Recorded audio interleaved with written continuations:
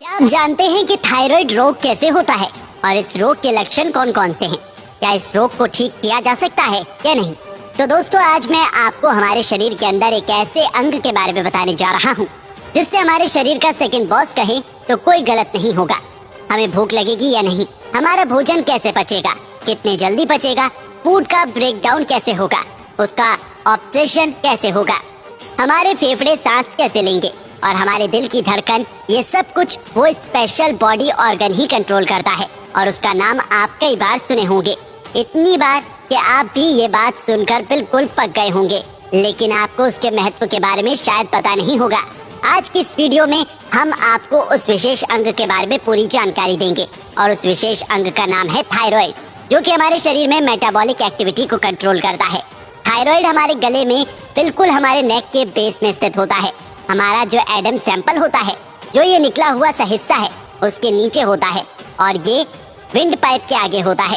Thyroid gland butterfly shape का gland होता है जिसमें 2 लॉक होते हैं।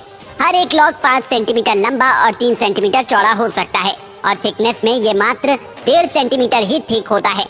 इसका रंग ब्राउनिश शेड होता है और इसमें बहुत सारी ब्लड कैपिलरीज होती हैं, क्योंकि ये एक एंडोक्राइन ग्लैंड होता है, यानी ये अपने हार्मोन को ब्लड के थ्रू सीक्रेट करता है, इसलिए इसमें ब्लड कैपिलरीज तो होना ही है।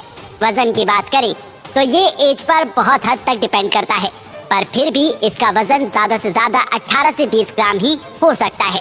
जरा सोचो, इतना हल्का सा एक ऑर्गन हमारे पूरे बॉडी को कंट्रोल करता है। जब हम इस थायराइड ग्लैंड के अंदर जाकर देखेंगे, यानी जब हम इसे माइक्रोस्कोपिक व्यू पर जाकर देखेंगे, तो हम पाएंगे कि ये बना है कई सारे होलो स्ट्रक्चर से, जिसे फॉलिकल्स कहते हैं, और इन फॉलिकल्स के अंदर एक स्टिकी मटेरियल भरा रहता है जिसे कॉलाइड कहते हैं। इसी फॉलिकल के चारों ओर कुछ सेल्स होती हैं जिन्हें फॉलिकुलर सेल कहते हैं। यही फॉलिकल्स थायराइड के मेन हार्मोन को बनाते हैं, जो कि बॉडी के मेटाबॉलिक एक्टिविटी को कंट्रोल करते हैं। ये सारे के सारे फॉलिकल्स कनेक्टिव टिश्यू से जुड़े रहते हैं और इन्हीं फॉलिकल्स के बीच में एक और सेल पाई जाती है जिसे पैराफॉलिकुलर सेल कहते हैं। यही वो पैराफॉलिकुलर सेल है जो कैल्सिटोनिन हार्मोन बनाती है, जो हमारे शरीर में कैल्शियम के स्टोरेज के लिए बहुत जरूरी है।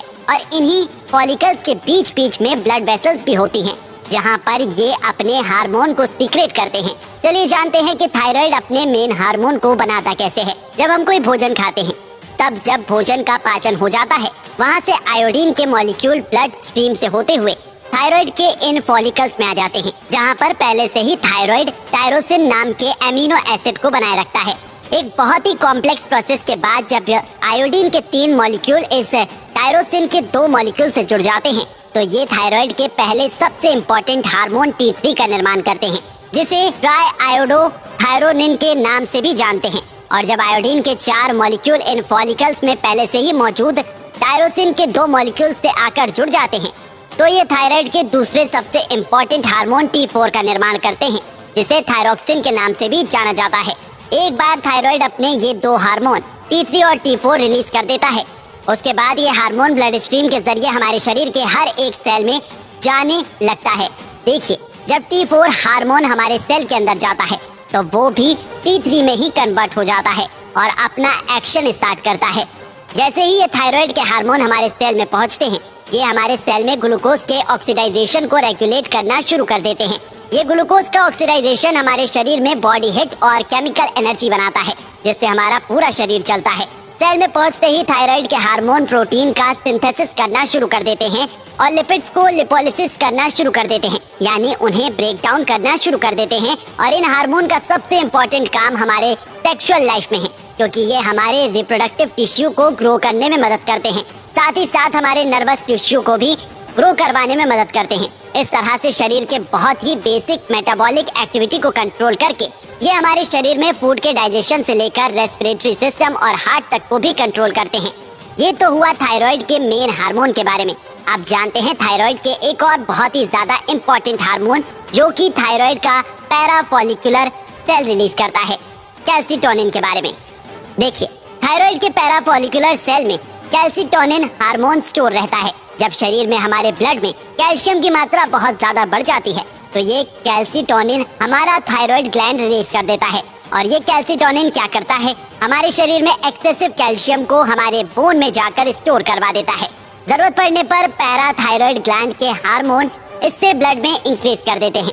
आप कभी न कभी किसी व्यक्ति को घेंगा रोग से पीड़ित तो देखे ही होंगे, जिसमें व्यक्ति का गला बहुत ही बुरी तरीके से फूल जाता है।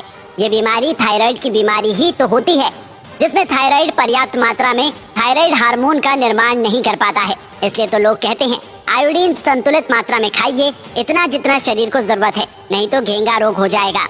आयोडीन की कमी से जब थायराइड हार्मोन का निर्माण बहुत ही कम करता है तो इससे हाइपोथायराइड की बीमारी कहते हैं। ठीक उसी तरह जब थायराइड हार्मोन बहुत ज्यादा शरीर में बनने लगता है तो इसे हाइपोथायराइड की बीमारी कहते हैं। तो दोस्तों, ये थी थायराइड के बारे में पूरी जानकारी। आपको ये वीडियो कैसी लगी हमें नीचे कमेंट करके जरूर बताइएगा।